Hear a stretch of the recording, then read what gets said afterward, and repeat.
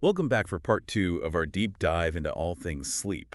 It's great to be back. I don't know about you, but I found our last conversation so insightful. Yeah, absolutely. Really started to think differently about my own sleep habits. It's amazing how much we're still learning about this essential part of our lives. Right. Like how much it really impacts every aspect of our health and well-being. Exactly, and we only scratched the surface. Yeah, there's still so much more to explore. So much more. And today we're going to delve even deeper. Yes, we're going to unpack the myth of those precisely 24-hour cycles. We'll talk about some really interesting historical sleep experiments. Oh, yeah. And we'll also get into how jet lag physically impacts our brains. That's going to be a fascinating discussion. Well, we left off talking about those two fundamental forces that govern our sleep. Right, our internal 24-hour clock. Yes. And the buildup of that sleep pressure chemical adenosine. Exactly. But as we dig deeper, we uncover even more fascinating insights. Okay, let's dive in. So to start, let's talk about that internal clock, our circadian rhythm. Okay, the circadian rhythm. This internal timekeeper plays a much bigger role than just dictating when we feel sleepy or alert. It really orchestrates a whole symphony of bodily functions, influencing everything from hormone release to body temperature fluctuations. Wow, like the conductor of our sleep orchestra. Exactly. But here's the intriguing part. While it's called a 24-hour clock, it isn't precisely 24 hours in humans. Oh, really? It's actually a bit longer. Wait, so our internal clocks are running a little slow? In a sense, yes. That seems counterintuitive. It does, doesn't it? You'd think we'd constantly be falling behind the actual 24-hour day. Well, that's where the concept of a reset comes in. Okay, a reset. Yeah, our bodies have evolved this brilliant system for recalibrating this slightly off internal clock. So like fine-tuning a watch that runs a tad slow. Exactly. Every day we receive these signals from our environment that help to nudge our circadian rhythm back into alignment with the 24-hour cycle. Fascinating. And what exactly are these reset buttons that keep us in sync? Well, the most powerful one is sunlight. Sunlight. Yeah, it acts as a potent time cue, what scientists call a Zeitgeber. A Zeitgeber. Yes. It's a German word that literally means time giver. Time giver. I like that. So every morning when sunlight hits our eyes, it sends a signal to a tiny region in our brains called the suprachiasmatic nucleus, or SCN for short. SCN, got it. And this is essentially the master clock of our bodies. So every morning when we open our curtains and let that sunshine in, it's not just waking us up. Right. It's actually resetting our internal timekeepers. Exactly. It's happening at a very fundamental level. That's incredible. I had no idea. It's a remarkable process. It really is. And while sunlight is the primary Zeitgeber, other cues can also influence our circadian rhythm. Like what? Well, things like regular mealtime. Exercise and even social interaction. Interesting. So those things can also help keep our internal clocks synchronized with the external world.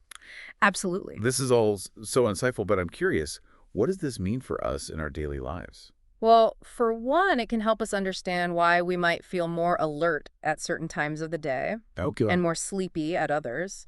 It can also help us make choices that support our natural sleep patterns. Like what kind of choices? Well, for example, if you're struggling to sleep, getting some morning sun could be a key part of the solution. Really?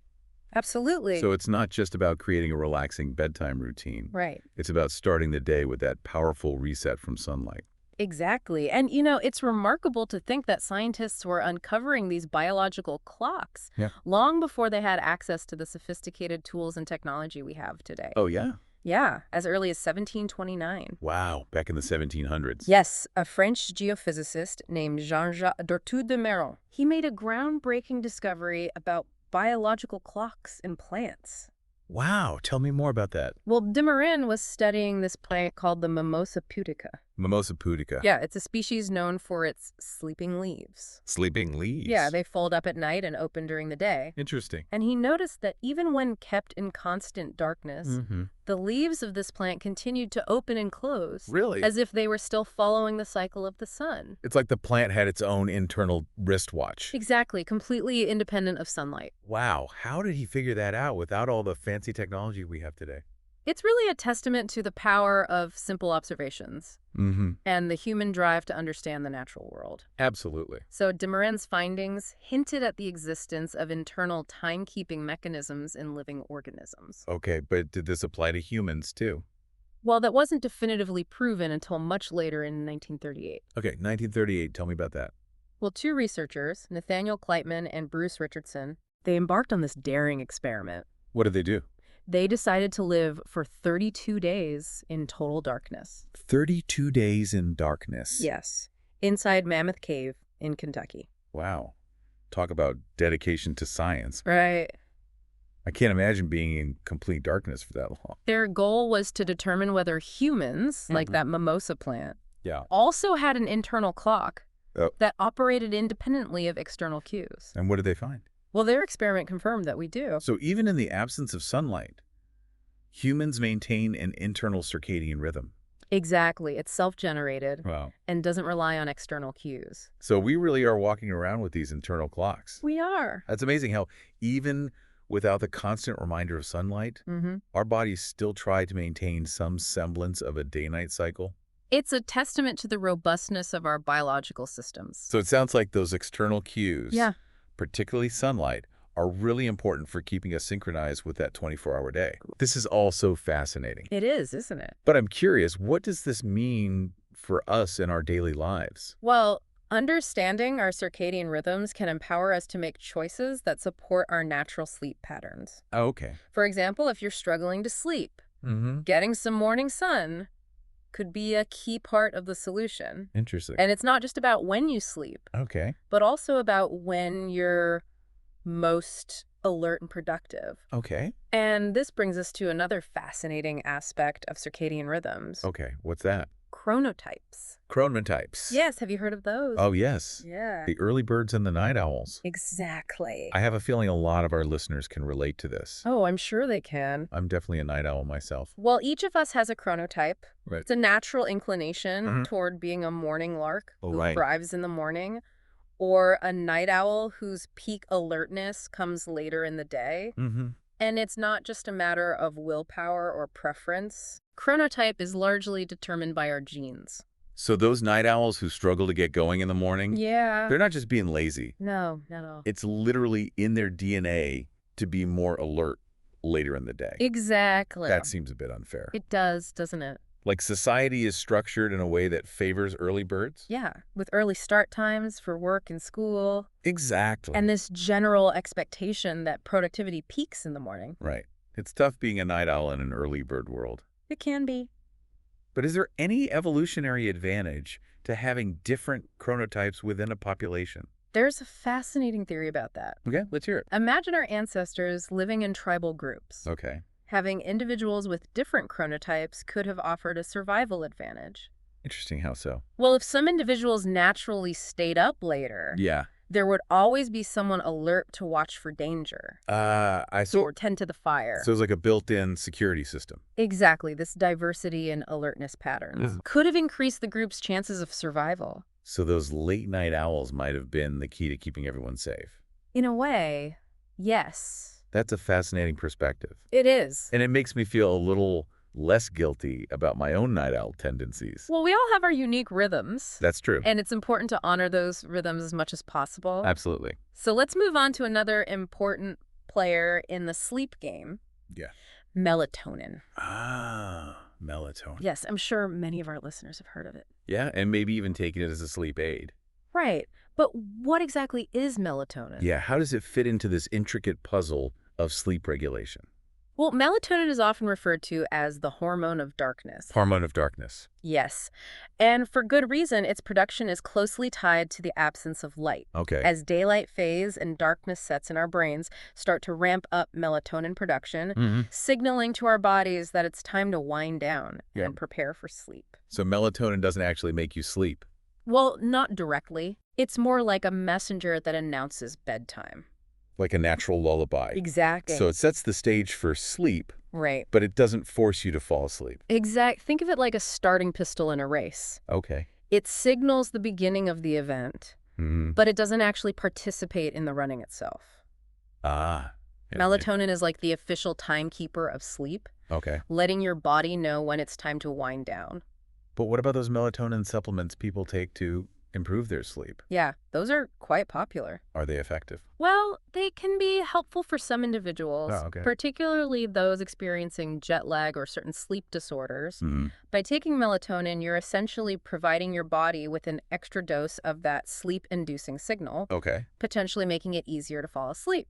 But it's not a magic bullet for all sleep problems, right? It's important to keep in mind that the melatonin supplement market is largely unregulated. Yeah, meaning the actual melatonin content in those bottles you can buy over the counter can vary wildly. So you might not be getting what you think you're getting. Exactly. That's a little concerning. It is. So it's not as simple as just picking up a bottle of melatonin and assuming it's going to solve all your sleep problems. No, it's more nuanced than that. Okay. So what else should people consider? Well, another important point is that melatonin is not a cure-all for every sleep issue. Okay. For example, while it can be somewhat helpful for jet lag, it won't completely eliminate the fatigue and disorientation that comes with crossing multiple time zones. Right.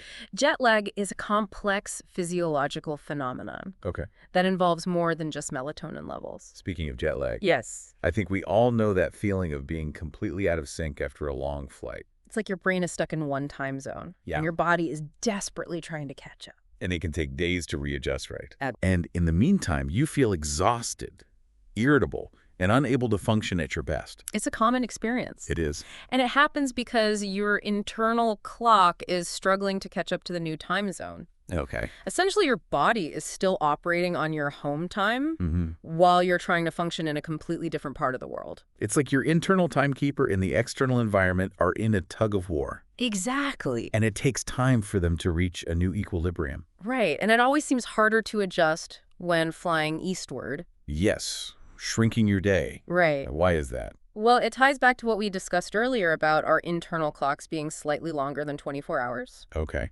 So when we travel westward, Yeah. we're essentially extending our day, which aligns more easily with our natural rhythm. Okay. But when we travel eastward, we're forced to shorten our day, Right. which goes against our internal clock, Okay. making the adjustment more challenging. It's like trying to squeeze all your belongings into a suitcase that's just a tad too small. I like that analogy. It's never going to be as smooth and effortless Right. as packing into a slightly larger suitcase. Exactly. And jet lag isn't just annoying, right? No, it's not. It can actually have some pretty serious consequences. It can. I've heard it can even shrink your brain. That's right. Studies on airline crews who frequently experience jet lag due to their work schedules have shown that it can lead to brain shrinkage and memory impairment. Wow, brain shrinkage.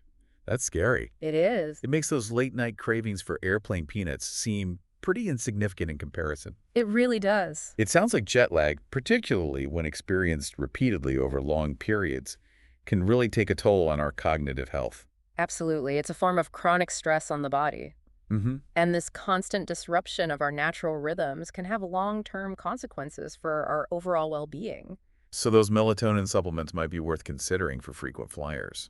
They could potentially help mitigate some of the effects. Okay. But it's crucial to consult with a doctor first. Okay, good advice. Especially if you have any underlying health conditions or are taking other medications. Right, it's not about masking the problem. Exactly. It's about supporting your body's natural ability to get back on track. Precisely. And speaking of those natural rhythms, Yes. I think it's time to bring back our other sleep-driving force. Okay, which one is that? That sleep pressure. Oh, right. That builds up the longer we're awake. Yes, adenosine. Exactly. Let's delve into the world of adenosine, Okay, I'm ready. the chemical at the heart of that sleep pressure. I'm eager to learn more about this adenosine. It's like a little meter in our brains, constantly ticking up as we go about our day. That's a great way to visualize it. The longer we're awake, the more adenosine accumulates, making us feel increasingly sleepy. Exactly. And then, of course, there's caffeine. Ah, yes. The ultimate adenosine blocker, our go-to weapon against sleepiness. Caffeine is a master of disguise. Okay, how so? Well, it works by blocking the adenosine receptors in our brains. Okay. You see, adenosine binds to these receptors, and when that happens, it triggers a cascade of events that lead to feelings of sleepiness. I see. But caffeine swoops in and binds to those same receptors, preventing adenosine from doing its job. It's like putting up a do not disturb sign on the sleepiness pathways in our brains. Exactly. I'm starting to understand why it's both so alluring and potentially problematic. It is a double-edged sword. Yeah. But if caffeine is blocking adenosine, does that mean the sleep pressure is just disappearing? That's a great question. Or is it still building up behind the scenes? Well, the truth is adenosine is still steadily building up in the background. Oh, so caffeine is just masking it. Exactly. So even though you might feel alert and energized thanks to caffeine, your body's still accumulating that sleep debt.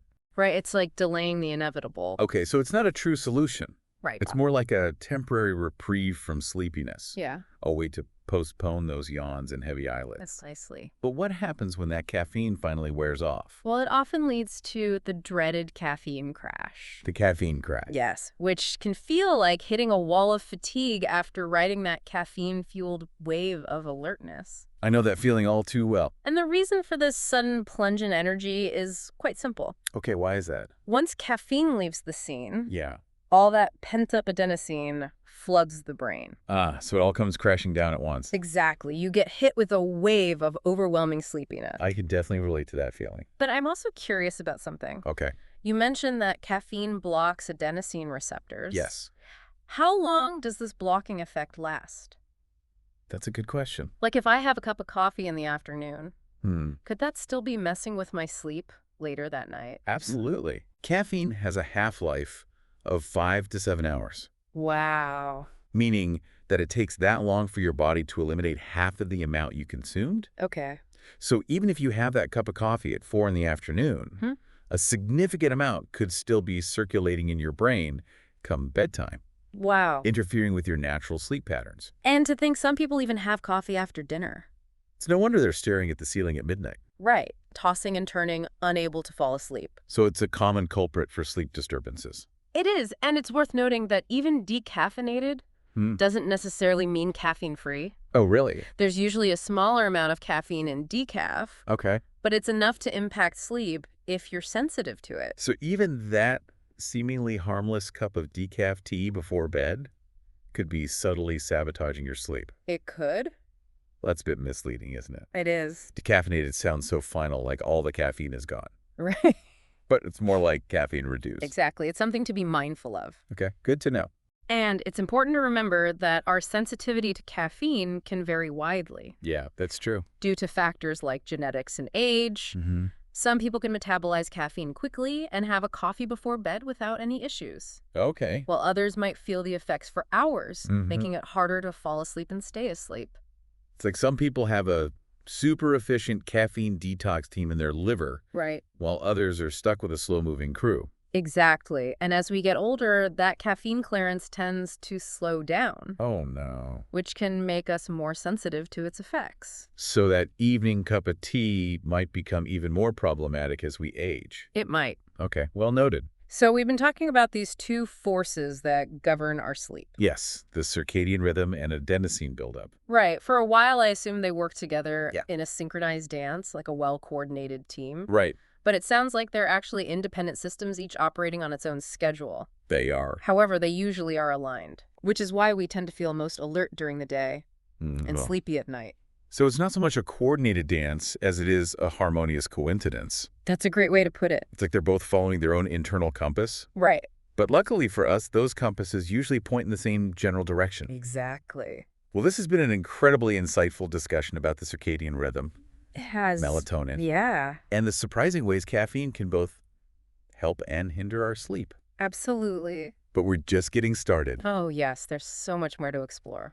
In our next segment, we'll explore what happens when these two sleep forces, our internal clock and that sleep pressure, are out of sync. Okay. We'll delve into the world of all-nighters. All-nighters. The strange alertness we experience during those sleep-deprived hours, and the inevitable crashes that follow. It's going to be fascinating. So stay tuned for more fascinating insights into the science of sleep. So we're back talking about sleep and all its mysteries. And ready to dive into what happens when those two sleep forces, our internal clock and that sleep pressure we've been discussing, are out of sync. Right, like when you pull an all-nighter. Exactly. It's a fascinating look at how our bodies try to cope with extreme sleep deprivation. Okay, so let's talk about all-nighters. All right, so picture this. You've been up all night studying or working. Yeah. Adenosine, that sleep pressure chemical, is steadily building up, making you feel increasingly sleepy. Right. But then something interesting happens as morning approaches. What happens? You get this surge of energy, despite being awake all night. But I thought adenosine was supposed to make us sleepy. Well, it is, but during sleep deprivation, our circadian rhythm, that internal 24-hour clock, kicks in and provides a temporary boost of alertness. So it's like our body is trying to override the sleepiness signals. Exactly. It's like our internal clock is saying, hey, I know you're exhausted, but it's daytime now, so let's try to power through. That's pretty amazing how our bodies try to adapt. It is, but unfortunately, the second wind, as it's often called, is short-lived. Okay, so what happens then? As the day wears on and adenosine continues to accumulate, that circadian boost fades, and we're left feeling utterly drained. It's like our body gives us this last-ditch effort to stay awake. Right. But ultimately, sleep deprivation wins. It always does in the end. So what's the takeaway here? The takeaway is that we can't trick our biology forever. Okay. We need to listen to our bodies and prioritize sleep. Now, speaking of listening to our bodies, how can we really know if we're getting enough sleep? Well, there are a few telltale signs. Okay, give us a rundown. One is, do you find yourself reaching for that extra cup of coffee or energy drink just to get through the morning? Okay, guilty as charged. If you can't function without caffeine before noon, it's a pretty good indicator that you're not getting enough sleep. Okay, so caffeine dependence is a red flag. Definitely. It's like using a crutch to compensate for an underlying sleep debt. And speaking of sleep debt. Yes. How does that work? Well, it's essentially the accumulation of sleep loss over time. Okay, so if we consistently get less sleep than we need, we build up this sleep debt. Exactly. And this can have serious consequences for our health and well-being. Like what kind of consequences? Well, for starters, it can lead to chronic fatigue.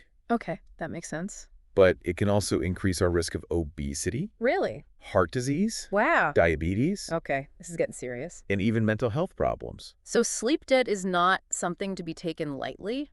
It's not. What are some other signs that we might be sleep deprived? Well, another one is difficulty concentrating. Okay, yeah. Like if you find yourself rereading the same sentence over and over again. Oh, yeah, I've definitely been there. Or having trouble remembering things, that could be a sign that you're not getting enough sleep. Okay, so brain fog is another red flag. Exactly. And it could also affect our mood.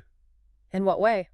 Well, if you're feeling irritable or short-tempered more than usual, that could be a sign that you need more sleep. It's like our emotional reserves are depleted when we're sleep deprived. Precisely. We're more likely to snap at people or get overwhelmed by small things. Okay, so lack of sleep can make us a bit more Grinch-like. You could say that. Another sign I've noticed in myself is when I start making careless mistakes. Ah, yes. Like forgetting appointments or misplacing things. That's a common one. It's like my brain is just not firing on all cylinders. Right, and that's because sleep deprivation impairs our cognitive function. Okay. Affecting our memory, attention, and decision-making abilities. So it's not just about feeling tired, it's about compromising our ability to function at our best. Exactly, and this can have serious consequences in our daily lives. Especially if we're doing things that require focus and concentration. Right, like driving or operating machinery. Okay, so sleep deprivation can be dangerous. It can be very dangerous. Now, for those of us who are chronically sleep deprived, yes, what can we do to improve our sleep hygiene? Well, there are a number of things you can try. Give us some tips. One of the most important is to establish a regular sleep schedule.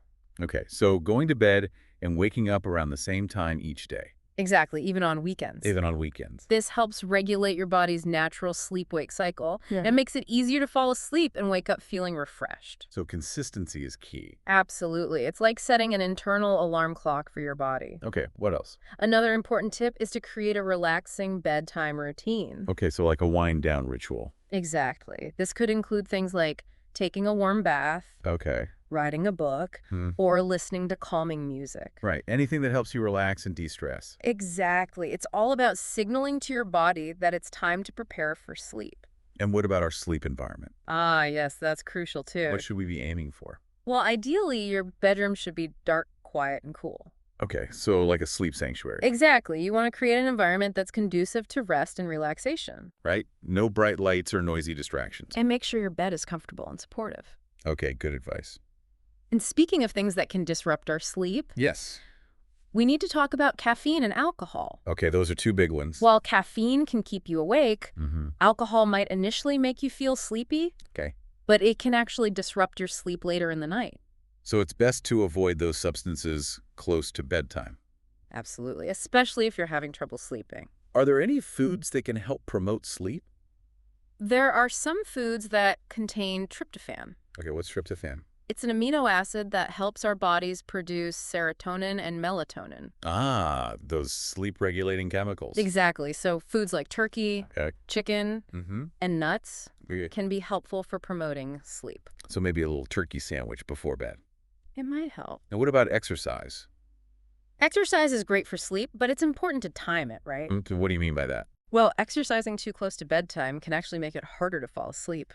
Oh, really? Yeah, it's best to finish your workout at least a few hours before you plan to go to bed. Okay, so morning or afternoon workouts are ideal. Exactly. And one last thing that I think is really important. Yes. Managing stress. Absolutely. Stress is a major sleep disruptor. I think we've all experienced those nights when our minds are racing and we just can't seem to switch off. It's a common problem. So what can we do about it? Well, there are a number of stress-reducing techniques that can be helpful.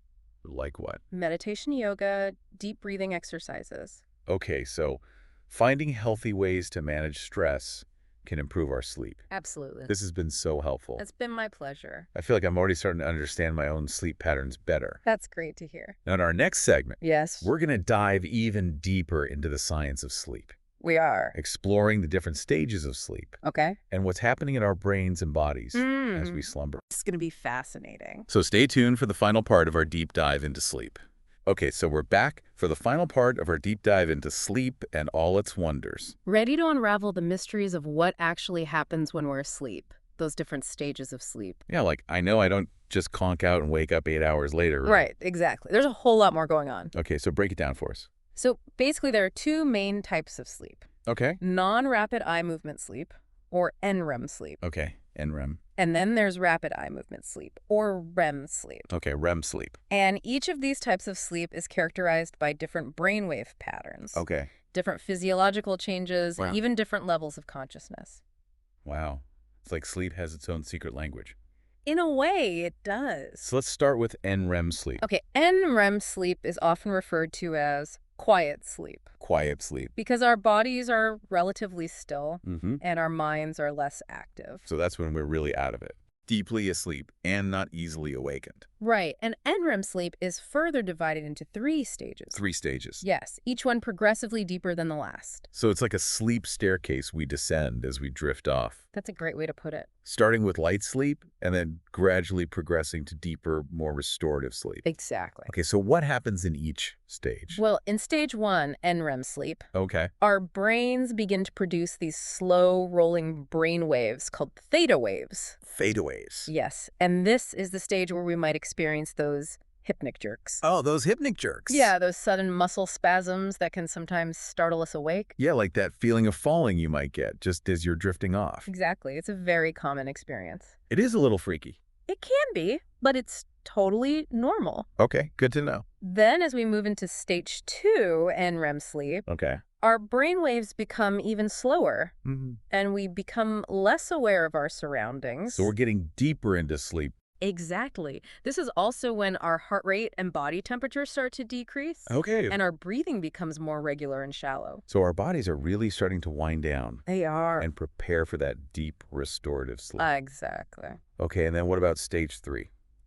Stage 3, NREM sleep. Yeah, This is the deepest stage of sleep, the deep and it's characterized by very slow delta waves. delta waves. Yes, and it's often referred to as slow wave sleep. Slow wave sleep. This is when our bodies are doing the most repair and restoration work. Wow, so this is like prime time for our bodies to heal and recharge? Exactly. Our muscles are relaxed, Hmm. our breathing is slow and regular, Okay. and our immune system is hard at work fighting off infections and repairing damaged tissues. So stage 3 NREM sleep is like the ultimate sleep spa for our bodies. You could say that. A time for deep healing and rejuvenation. It's essential for our physical health and well-being. So start with stage 1, then progress to stage 2, and finally reach the deepest stage, stage 3 NREM sleep. Right. And then what?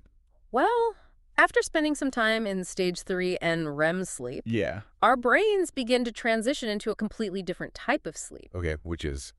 REM sleep. REM sleep. This is when things get really interesting.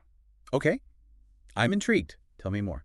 Well, REM sleep is characterized by rapid eye movements, Mm-hmm. increased brain activity, Okay. and muscle paralysis. Also paralysis. Yes, essentially, our brains are very active during this stage, almost as if we're awake. Wow. But our bodies are essentially immobilized.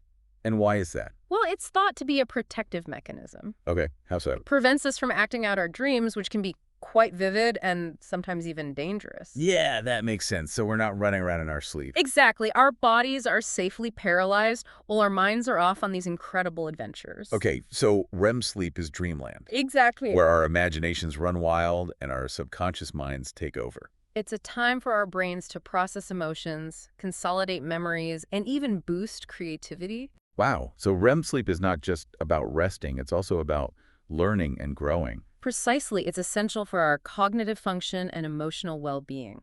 Okay, so we have these two main types of sleep. And REM sleep, with its 3 stages of progressively deeper sleep, and REM sleep, characterized by rapid eye movements, dreaming, and muscle paralysis. Right. How does this all fit together throughout the night? Well, throughout the night, we cycle through these different stages of sleep multiple times, Okay. each cycle lasting about 90 minutes. So we're not just sleeping straight through the night. No, it's more like a sleep roller coaster. A sleep roller coaster. Yes, with different peaks and valleys. Okay, I like that analogy. So we go from light sleep to deep sleep to REM sleep, and then back again multiple times throughout the night. Wow, and the amount of time we spend in each stage changes throughout the night too, right? It does. Early in the night, we tend to spend more time in those deep stages of NREM sleep. Okay. This is when our bodies are prioritizing physical repair and restoration. So those first few hours of sleep are really important. They are. We're getting the most benefit in terms of cell regeneration and tissue repair. Exactly. And then as the night progresses, Yeah. we spend more time in REM sleep. So it shifts from physical repair to mental processing. That's a good way to think about it. This is all so fascinating. It's amazing how our brains and bodies work together to create this intricate sleep symphony. It is a remarkable process. And it makes you realize how important it is to prioritize sleep and make sure we're getting enough of each stage. Absolutely. Well, this has been an incredible deep dive into the science of sleep. It has been my pleasure. We've learned so much about the 2 forces that drive sleep, the different stages of sleep, Yes. and how our sleep patterns change throughout our lives. And the crucial role that sleep plays in our overall health and well-being. Absolutely. Sleep is not just about resting our bodies. It's about restoring our minds, rejuvenating our spirits, and preparing us for the challenges and opportunities that lie ahead. Well said. So let's all make a commitment to prioritize sleep and give our bodies and minds the rest they deserve. And if you're struggling with sleep, don't hesitate to seek professional help. That's right. There are effective treatments available for sleep disorders. Sleep is essential for a happy, healthy, and fulfilling life. Absolutely well said. Sweet dreams. Sweet dreams, everyone. And that concludes our deep dive into the science of sleep. We hope you found this journey insightful and empowering.